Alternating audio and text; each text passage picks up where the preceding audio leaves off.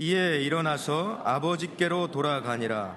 아직도 거리가 먼데 아버지가 그를 보고 치긴히 여겨 달려가 목을 안고 입을 맞추니 아들이 이르되 아버지 내가 하늘과 아버지께 죄를 지었사오니 지금부터는 아버지의 아들이라 일컬음을 감당하지 못하겠나이다 하나 아버지는 종들에게 이를 때 제일 좋은 옷을 내어다가 입히고 손에 가락지를 끼우고 발에 신을 신기라. 그리고 살진 송아지를 끌어다가 잡으라. 우리가 먹고 즐기자. 이 내 아들은 죽었다가 다시 살아났으며 내가 잃었다가 다시 얻었노라 하니 그들이 즐거워하더라. 아멘. 오늘은요 아버지의 마음이란 제목으로 여러분들과 함께 말씀의 은혜를 나누겠습니다. 글 가운데 제가 이런 문구를 읽었어요. 그런데 이 문구를 읽을 때 잠시 멈춰서 그 문구를 다시 한번 생각하고 되새기면서 참 은혜를 느낀 문구가 있습니다. The best fathers are present, not perfect. 아버지 날을 맞아서 정말 아버지들을 생각하고 저 역시 아버지잖아요. 그래서 이 아버지의 자리가 어떤 자리인가 이런 것을 생각하며 한 주를 지나는데 참 이 문구가 너무 마음에 들었어요. The best fathers are present, not perfect. 저도 아버지로서 그 완벽하다, 그 perfect이라는 이 단어는 너무 큰 부담이고요. 불가능하다는 것을 압니다. 누구보다도 저 자신을 알기 때문에 그렇죠. 그런데 The best fathers, 가장 좋은 아버지는 완벽한 아버지가 아니라 오히려 함께 있어주는 분이다. 이 부분이 정말 마음에 와닿았어요. 왜냐하면 그건 할 수 있는 것 같아요. 아니 당연히 아버지로서 해야 되는 특권이고 의무라는 생각이 들었습니다. 여러분 우리 가족들에게 아버지는 어떤 분입니까? 정말 우리가 이 세상에 태어난 거 아버지가 나를 낳으시고 그랬잖아요.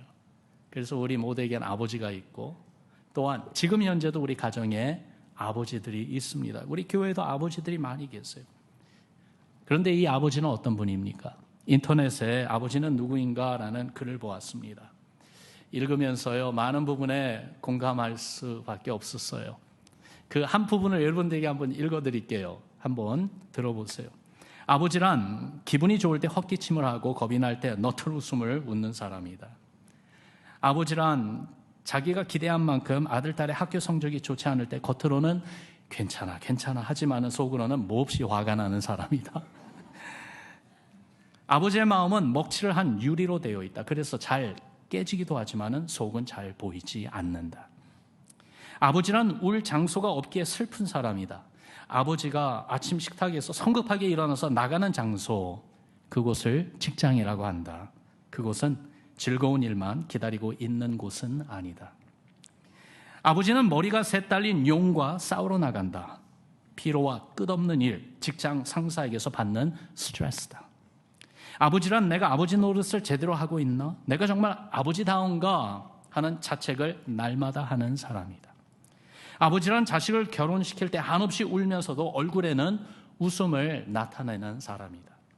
아들, 딸이 밤늦게 돌아올 때는 어머니는 10번 걱정하는 말을 하지만 아버지는 10번 그 앞문을 쳐다본다. 아버지의 최고의 자랑은 자식들이 남의 칭찬을 받을 때이다. 아버지가 가장 꺼림직하게 생각하는 속담이 있는데 가장 좋은 교훈은 선수 모범을 보이는 것이다 라는 속담이다. 아버지는 늘 자식들에게 그럴듯한 교훈을 하면서도 실제 자신이 모범을 보이지 못하기 때문에 이 점에 있어서는 미안하게 생각하기도 하고 남모르는 컴플렉스를 가지고 있다. 아버지는 이중적인 태도를 곧잘 취한다. 그 이유는 내 아들, 내 딸들이 나를 닮아주었으면 하고 생각하면서도 나를 닮지 않았으면 하는 생각을 동시에 하기 때문이다. 그러면서요 계속 더 있어요. 근데 여러분 이 정도만이라도 어떻게 좀 공감이 되십니까? 아버지들 어떠세요? 남 얘기예요? 신앙적인 관점에서 볼 때 아버지는 정말로 소중한 분이에요. 더없이 소중한 분이에요. 가정의 제사장이라고 부르는 분이죠. 무슨 말인가 하면은요, 아버지는 당신의 삶을 통해서 가정에서 하나님이 어떤 분이신지 느낄 수 있게 해야 되는 그 책임이 아버지에게 있습니다. 마지막까지 우리를 사랑하시고 지키시고 보호해 주시는 이 하나님의 사랑이 아버지를 통해서 자녀들에게, 가족들에게 전달되어야 하는 것이죠. 그러며 가족을 위해 수고하고 땀 흘리는 아버지, 더욱 나아가 온 가족을 신앙으로 양육해야 하는 분이 바로 아버지입니다. 그렇기 때문에 성경적으로 볼 때 아버지들이요 정말 소중한 분들이에요. 비록 완벽하지 않더라도 정말 허물도 많고 실수도 있고 심지어 연약해져 가는 모습이 막 드러나기 시작하는 모습을 가졌다 할지라도 아버지로서 함께 있어 주실 때, 다시 말해서 모든 아버지들의 참된 아버지 되시는 우리 하나님 아버지께서 어떤 분이신지 느낄 수 있게 해주려고 할 때에 여러분, 그런 아버지가 계신 가정은요 행복합니다. 정말 주의 은혜가 그 가운데 임하고 흐르기 때문에 그렇습니다. 여러분, 오늘은 The Father's Day, 아버지 날 주일이에요. 그러므로 우리 아버지들을 격려하고 세워드리고 싶어요. 아버지들이 주의 은혜로 서면은 가정이 행복하니까요. 그런 의미에서 우리 모두의 아버지 되신 하나님, 우리 하나님 아버지에 대해서 먼저 말씀드리고 싶습니다. 왜냐하면은 우리 모든 아버지들의 그 스탠더드, 그 기본은, 그리고 밑바탕은 바로 우리 모두의 아버지 되시는 우리 하나님 아버지이시기 때문에요. 그래서 우리 아버지들도 하나님 아버지 앞에서 그분의 자녀들이잖아요. 아들들이잖아요. 그러므로 먼저 하나님 아버지의 사랑을 받는 주의 자녀들이 되고, 그러면서 하나님 아버지의 마음을 품고 보여주는 우리 아버지들이 되기를 응원합니다. 그렇게 격려합니다. 그런 의미에서요, 성경에 나오는 많은 이야기들 가운데 하나님 아버지의 모습을, 하나님 아버지의 마음을 가장 잘 표현한다고 말할 수 있는 예수님이 말씀해 주신 탕자의 비유, 그 가운데 나오는 아버지 이야기를 좀 하고 싶습니다. 많은 분들이 잘 아는 스토리죠. 한 아버지에게 두 아들이 있었어요. 근데 둘째가 아버지에게 자기 유산을 달라고 합니다. 그리고는 자기 유산을 가지고 집을 나가버리죠. 허랑방탕한 생활로 가진 모든 것을 다 낭비해버립니다. 이 아들이 행한 짓은 하나님을 경외하는 유대인 사회에서는 절대로 용납할 수 없는 큰 죄였어요. 아버지를 욕되게 만들었고, 이런 아들은 유대인 사회에서 추방되거나 아니면은 하나님의 율법 말씀에 근거해서 돌로 쳐서 죽일 수도 있습니다. 그러나 아버지 곁을 떠났던 그 아들, 가졌던 모든 것을 다 잃고 이제는 유대인들이 가까이 대하지 않는 돼지를 치는 일을 하면서 얼마나 배가 고픈지 먹을 음식이 없으니까 그 돼지에게 주는 쥐염 열매를 먹으면서 그 주린 배를 채우려고 했는데 그것도 허락하지 않고 그것도 못하게 하니까요, 그때서야 드디어 정신을 차립니다. 아버지 집을 생각하죠. 그리고 고향으로 돌아옵니다.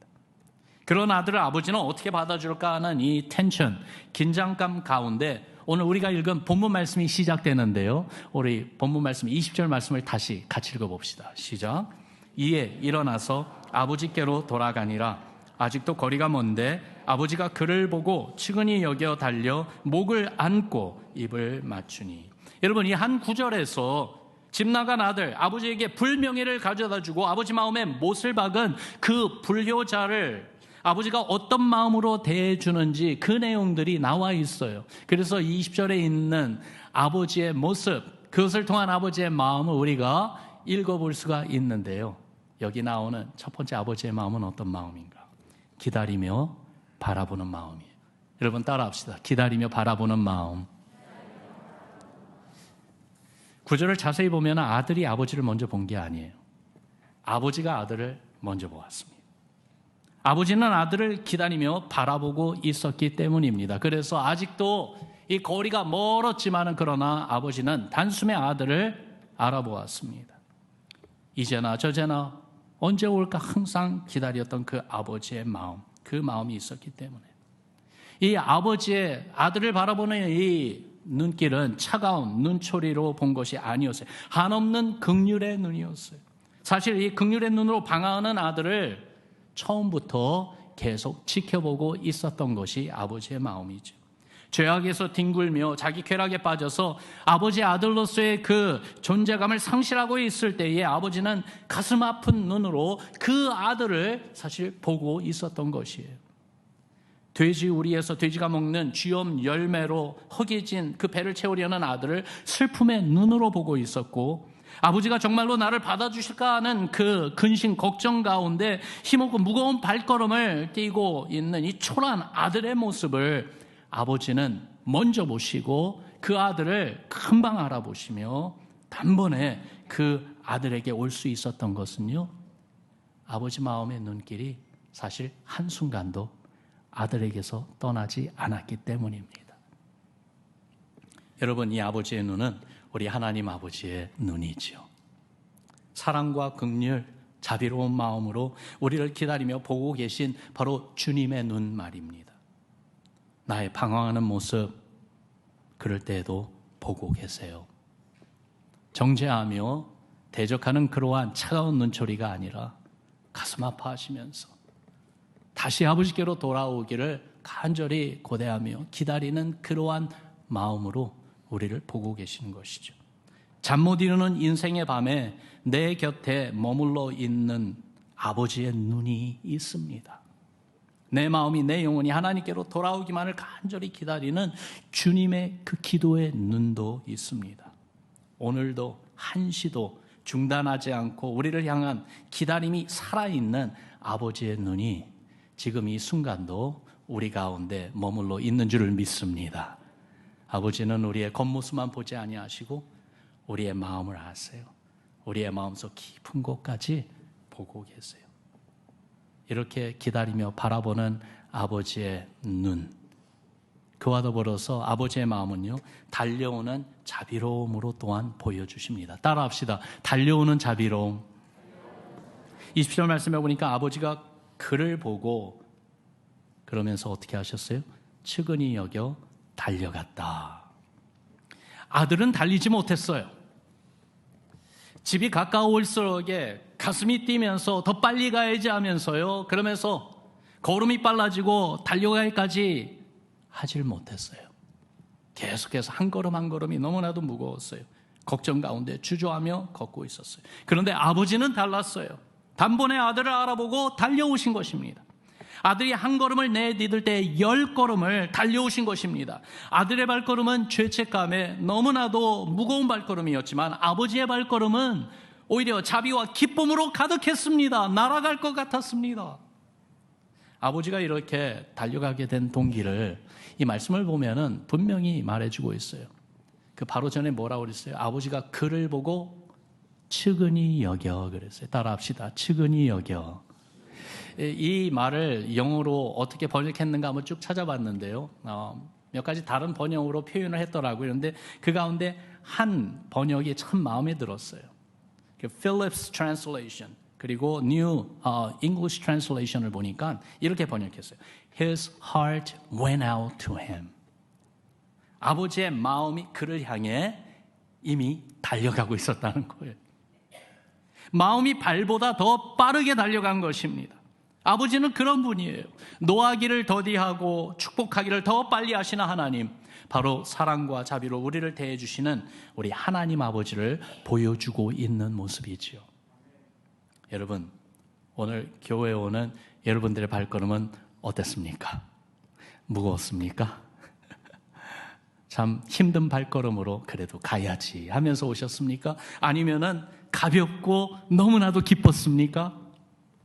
주님을 사랑하고 교회를 사랑하게 되면은요, 본문에 나오는 아버지처럼 달려오고 있는 나를 발견하게 될 줄로 압니다. 집으로 돌아오던 이 둘째 아들이요, 무거운 발걸음을 내디디면서 그렇게 오는데 앞에서 달려오고 있는 한 사람을 봅니다. 보니까 아버지예요. 아버지가 자기를 따뜻하게 받아줄까라는 그 확신이 서지 않아서 너무나도 주저되고 무거웠는데, 그러나 정말로 자신을 향해서 달려오는 아버지를 본 것입니다. 기뻐하며 아들아 부르면서 오는 그 아버지였다고 저는 생각합니다. 이처럼 오늘 아침 우리를 향해 달려오시는 우리 하나님 아버지를 보는 영적 눈이 있기를 주의 이름으로 축원합니다. 그분을 만나야 돼요.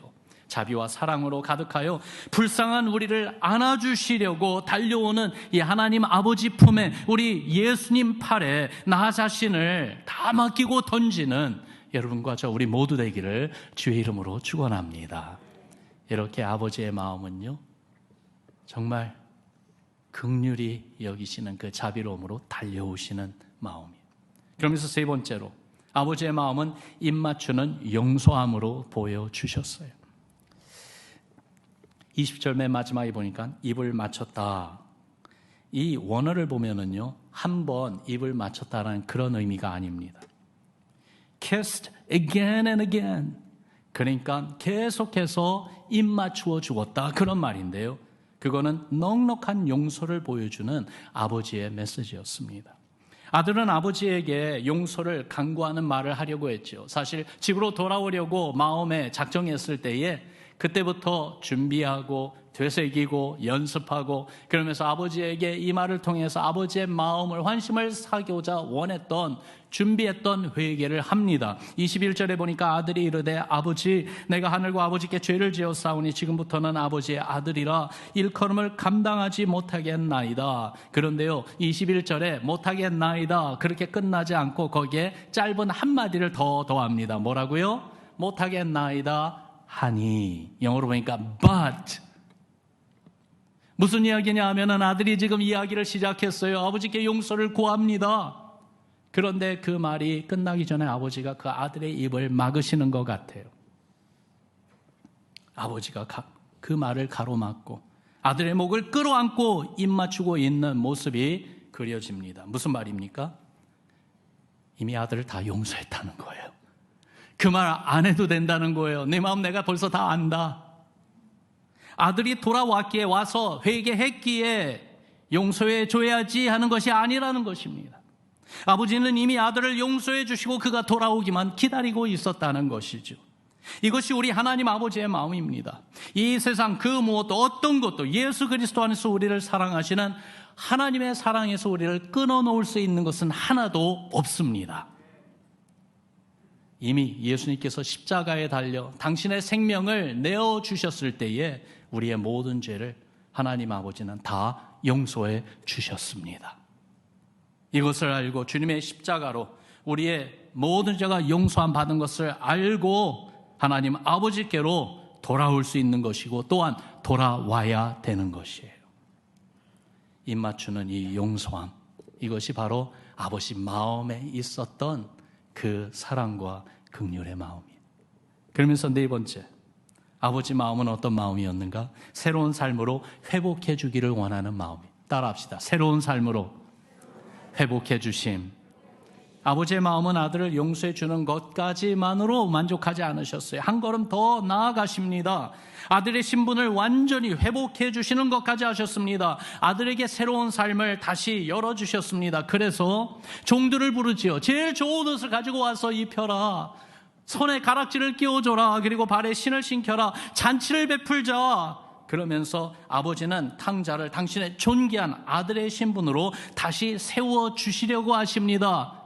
이 아들은 죽었다가 다시 살아난 내 아들이고, 내가 잃었다가 다시 찾은 내 아들이다 하면서 이 사실을 모든 마을 사람들에게 세상에 선포하며 그렇게 아들을 세워주기를 원했다는 것이죠.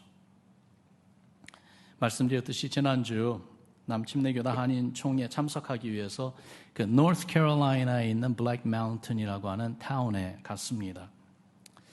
그 장소가 그렇게 영적으로 의미 깊고, 그리고 정말 오늘날 우리가 이렇게 누리고 있는 많은 영적인 축복의 근원지인 걸 몰랐어요. 거기 보니까요, 1907년 목양 칼럼에도 썼는데, 1907년 하면 우리 한국 교회사에서는 중요한 해입니다. 평양 대부흥이 일어난 해예요. 그때부터 그리스도의 복음이 한반도 전역에 불길처럼 막 번져가기 시작하고 선교사님들이 파송되기 시작하고, 그때부터요. 그러면서 일제 압박, 그 어려운 시기가 시작되는 그 즈음에 하나님은 교회들의 주님의 사랑과 그리스도의 복음에 대한 열정으로서 교회를 세우기 시작하면서 어려운 시기를 미리 준비하게 하셨어요. 그런데 그 1907년 그 똑같은 해에 이 리치크레스트라고 하는 수양관을 거기에 짓기 시작합니다. 그러면서 젊은이들 거의 데려다가 훈련을 시켜요. 저희가 한인총회 할 때도 이 미국 교회에 많은 청소년들이 수양회를 하고 있었는데 숫자가 2,000명이 와 있었어요. 와, 한인총회 거의 1,000명가량. 그래서 한 3,000명이 같이 있었어요. 2,000명이나 되는 이 청소년들이 오고 가는 모습을 보는데요. 그걸 보면서 미국에 소망이 있다. 그런 생각이 들더라고요. 그런 장소였어요. 그런데 그 장소만이 아니라 또 인근에 어떤 장소들이 가까이 있었냐 하면요. 한국 선교사로 일생을 헌신하여 섬겨주신 선교사님들이 은퇴한 이후에 미국에 돌아와 함께 사는 선교사 마을이 거기 있었습니다. 이유는 그 선교사님들이 선교사로 그 20대의 젊은 아이 파송받기 전에 바로 그 지역에 와서 훈련을 받은 거예요. 그리고 이제 은퇴하고 나서 미국으로 돌아올 때 어디로 갈까 가장 먼저 생각난 곳이 본인들이 훈련받았고 또한 훈련받는 부모님과 함께 어린 시절 선교사 자녀로서 친구들과 같이 뛰놀던 그 장소가 생각이 나서 거기에 와서 살았는데 이 선교사 마을이 한때는 100여 명의 선교사님들이 같이 사셨대요. 그것도 한 분 한 분이 다 한국 선교에 헌신하신 분들이요. 약 20년 전엔 약 20명가량이 생존해 계셨다는 글을 읽었는데요. 지금은 이제는 많이 다 주님 곁에 가시고 몇 분만 생존하신다는 말씀을 들었습니다. 그러면서 그 선교사님 가문의 4대째 사역하는 분들을 직접 만나기도 했고요. 목양 칼럼을 한번 읽어보시기 바랍니다. 그러면서 그 선교사님들이 함께 모여서 예배 드렸던 예배당이 있대요. 그러면서 그 예배당을 가봤는데 그 예배당의 이름이 마음에 의미 깊게 와닿았습니다. The Chapel of the Prodigal. 탕자의 예배당이에요. 들어가 보니까 정말 깨끗하게 정돈된 예배당 모습. 크지 않았어요. 약 100명가량 들어가면 꽉 차는 그러한 작은 예배당이에요. 앞에 단상이 있고 단상 뒤에 그 벽에 벽화, 프레스코 페인팅이 딱 돼 있는데 사진을 찍어 왔습니다. 여러분 한번 보세요. 바로 이 사진이에요.